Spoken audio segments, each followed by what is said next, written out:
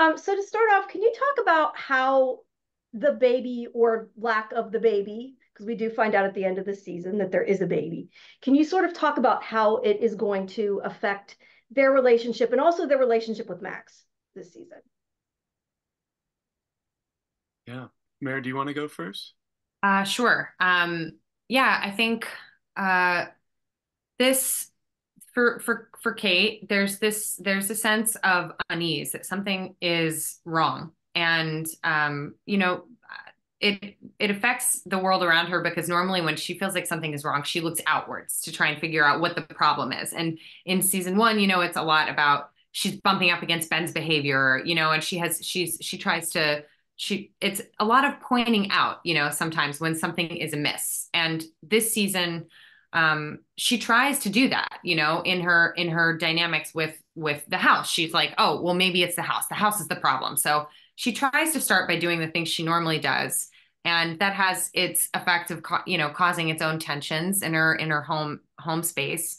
Um, but then none of those things are working. None of those things are working. None of those solutions are making anything better. So she has to kind of expand her worldview a little bit and simplify and say something is wrong, and I think it's coming from inside, and I don't know how to fix it. And that's a very vulnerable position for her to be in, where she needs to lean on others, where a lot of the time she, comes off as strong and capable. And I think this season there's some vulnerability there. Okay. Yeah, and I think I mean Ben just has he's been getting abducted for a lot longer than Kate has. It's been happening to him since he was a child. So I think his while he has this trauma that he's carrying around, it's very deep in his subconscious. So Kate, I think, has, and Meredith, jump in if I'm not saying this correctly, but I think Kate is a lot more attuned, maybe experiencing this as an adult. Like she's like something is off, where it's maybe just everyday life for Ben. So I think um, Kate, yeah, I mean, wouldn't you say, Meredith? Like you can Yeah, sense totally. that like you're missing a part of you, whereas as Ben, maybe it takes him longer to realize that. Like you're the one who kind of starts piquing his interest in this whole thing and like what is going on, like why are you're afraid to live in the house, there's like you're afraid of these owls outside the window. Like he's Ben's more focused on trying to step up and help Kate through this thing that she's going through, and it's not until later that we that he finds out a little bit more of what's going on. Great, great. Thank you. Max is certainly becoming a lot bigger these days.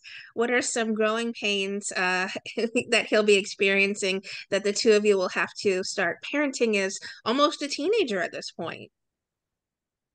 Boy, yeah, I know. We honestly, it's definitely been a factor that we're all aware of. We've been doing this show for 6 years, and he's gone from being just this small little boy to, a teenager going on 25. So we haven't really broached that with Chris, though. I mean, like we haven't really sat down every season, with the pandemic and then the writer's strike. I mean, things keep taking longer, and there hasn't really been a chance to you know, flesh out that issue, I feel like. I mean, it's not my territory to throw in ideas or anything, but what do you think, Meredith? Has Chris Well, told you anything?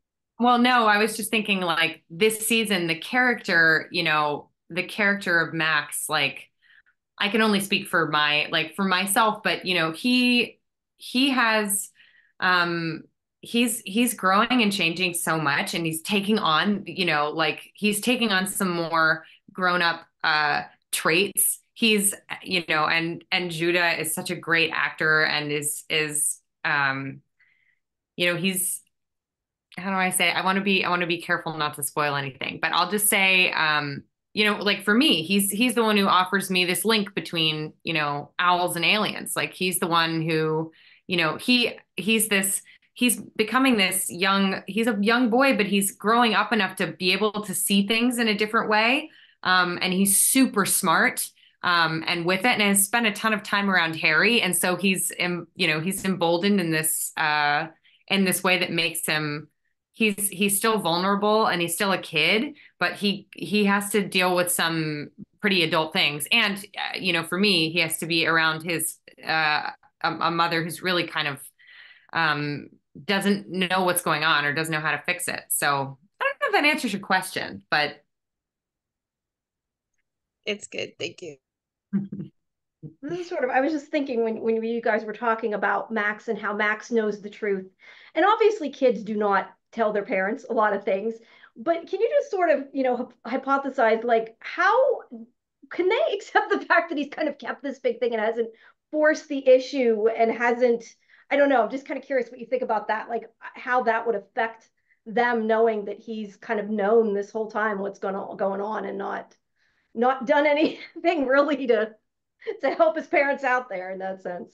Yeah, I mean, he tried. I think it was first season. He was trying to tell us, Quite a bit. that the doctor's an alien, all this stuff, and I even reiterated in this third season. I just realized watching it, I had forgotten where we're at around the table, and he says something about aliens. I'm like, we've been over this. Aliens aren't real. So I think he doesn't feel like it's a space where he can really, his parents are gonna believe him about anything. It's yeah, and it's a more extreme circumstances, but kids always have secret private worlds from away from their parents, that um, in some form or another. And it's like this is his because he's had to accept that this is a thing that he knows it's a secret and he understands the stakes, what's at stake here. So what is it going to be like for him to, for us, for all that information to, I mean, I don't know, but I feel like it makes sense to me. Kids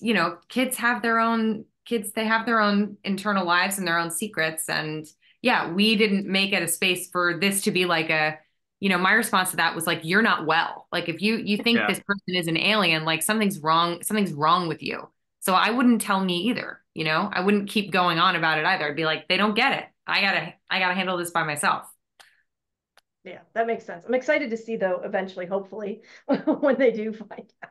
Yeah, I know. Could be a big Totally. moment. Yeah. Yeah.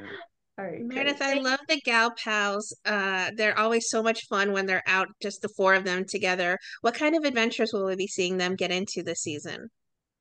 The ladies in town. Yes, Yeah. our four female fearless Mhm. ladies. Absolutely. A lot of this season is oh, there's so much I can't tell you about that. But I will just say that um Kate last season was looking for a way to belong and to find her own version of what patience was for her, how she could make it her own home, because it is so much of Ben's identity, and not mine. So and finding friendships in town really help with that. But something about Kate is that Kate is very she wants to do things the way she wants to do them. And this season is a real, like the peace that she found in finding those friendships and relationships, that peace is shattered, but it's not from something outside. It's not from external forces, like a problem with anyone in town, or it's a problem inside.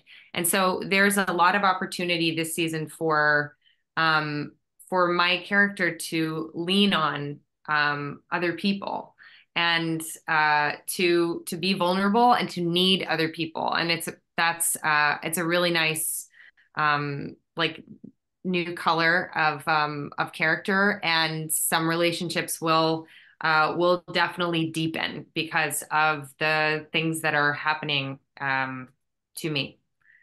That's as clear as I can be about that.